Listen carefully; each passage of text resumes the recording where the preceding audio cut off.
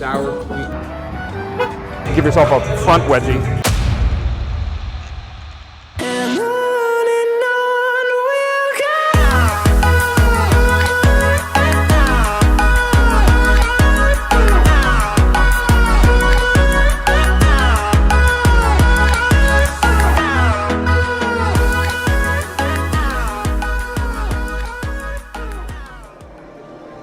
Hey, what's going on? Welcome back to another video here on the channel. Hopefully Trippy Red is not going to be yelling too loud. We got the microphone. We're going to do a little bit of a different kind of YouTube video, or at least workout here today. We're going to be taking you guys through, walking you through me and Emily's shoulder day right now. I'm going to show you guys how to set up on the different exercises. I'm going to show you what we're doing, why we're doing it, and how it should feel, and give you little cues in there to make sure everything feels right. So if you're new to the channel, thank you for joining us today. But if you're not new and you've watched all the videos so far, I appreciate you as well.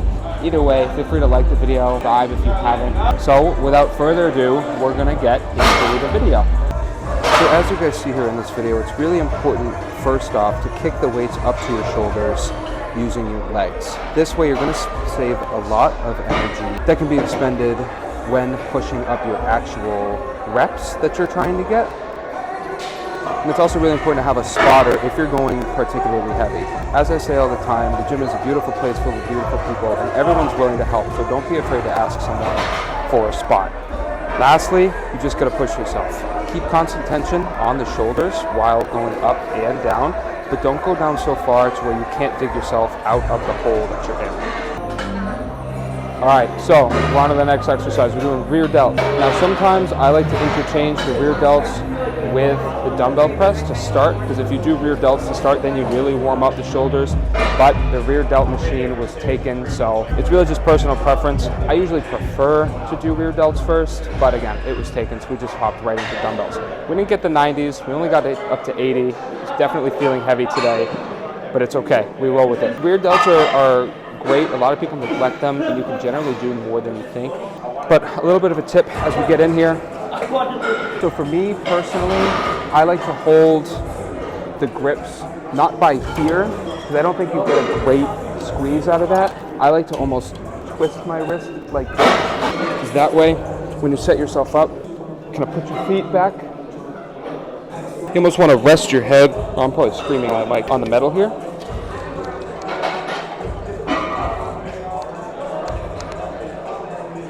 And you want to squeeze out, again, keeping the chest up. You're going to put your arms all the way out. You're going to rotate backwards. Again, you really just want to feel that right back in here. If you're struggling kind of feeling your rear delts, just try to pinch your shoulder blades back behind you, kind of put your arms back as well, and you should feel a little bit of tightness back in there. Those are your rear delts. Again, it's all personal preference in terms of where you put your hands, but for me, I love having it like this because it almost isolates the energy. All right, are you recording? Next exercise here, we're doing lateral raises, side lateral raises. So you can either do dumbbell or you can do machine. Personally, I like machine better because I can isolate my delts a little bit more, but if you like dumbbells, like Emily behind the camera, she loves doing dumbbells rather than the machine. She just can't feel it. Again, it's all personal preference. Either way, it's kind of the same mechanics. So you're gonna come up to the machine, right? If you're doing machine, where you're gonna come up, again, it's all personal preference, kind of where you stand and how you stand. Basically, you kind of want to start light so you can kind of feel where the machine works, because whenever I come up to the machine, I always need to redo it and try to figure out what feels best for me. So kind of get your bearings, figure out where you're only isolating delts, where it feels best. Once you find that spot, you want to just rep out a few on the lighter side, just again, to keep the blood flowing, keep everything moving, and just make sure you are in the best position to feel the weight. Again, that could be standing close, that could be standing far, your hands here could be different. Whether it's with these or the dumbbells, you want to just throw the weight out to the side. Try not to engage your traps, try not to come up like that. What you want to do is you want to just throw the weight out to the side. Row them. Throw them, but don't let go, basically. You should be able to get a good squeeze, a good pump. Try not to sway, especially with the dumbbells. You don't want to use all your momentum to try and get those weights up. Obviously, if it's the last few reps of the last set, you definitely can do that just to make sure you get them. But try to stay as tight as you can. Stay mechanically correct, mechanically set for as long as you can, as best you can. New gym. So this is one of our last exercises. Music is much louder here. Little Uzi Vert this time, not Trippy Red. But so what we're doing is something that I don't see a lot of people do, and it is shrugs on a cable machine. Generally for me, I used to do a lot of barbell shrugs, and I still felt them decent, but I feel like on the cable, you can isolate them a little bit more, and I'll show you what I mean by that. The way that this works, right, you get a little bit, you almost want a little bit of a bend in the hips, right? You don't want to be just straight back like this, but if you have a little bend in the hips, that way you can isolate the traps a little bit more. Go overhand grip, okay, not underhand. You want to go overhand grip, and you almost want to just squeeze through your traps, right? So you should be able to just kind of squeeze through the very top part of your back. You're not scrunching up like this. You keep the arms straight. They're on a straight path. They don't bend. They go straight back, right? Just locking up through your traps. You're almost trying to squeeze your upper back together, right? Just get as much blood in there as you can. Again, sets and reps will be on the screen, but a little bit of bend in the hip, squeeze, squeeze. Last exercise. The shirt's off, but the sweatshirt's off, but it's not going to stay off for long. It's so freaking cold today. It's like 55 degrees. It was 45 when I went grocery shopping this morning. So cold front here in Houston, Texas. Who would have thought? So we're doing cable front raises. Again, a little heavy, a little light to start, but then we get a little heavier.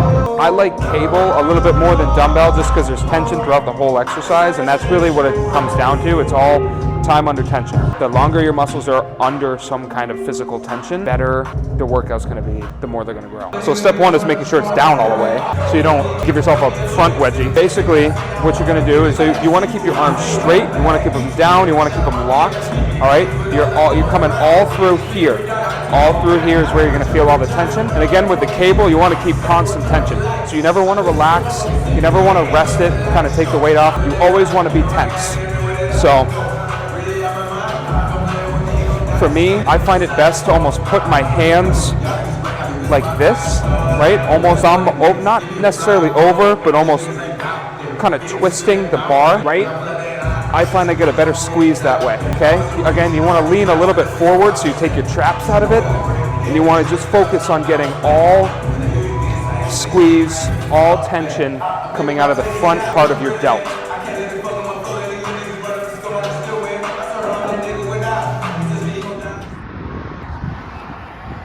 Again, it's totally not a day later, but after the gym again. Hope you guys enjoyed that workout. We are hitting up Chipotle this evening though.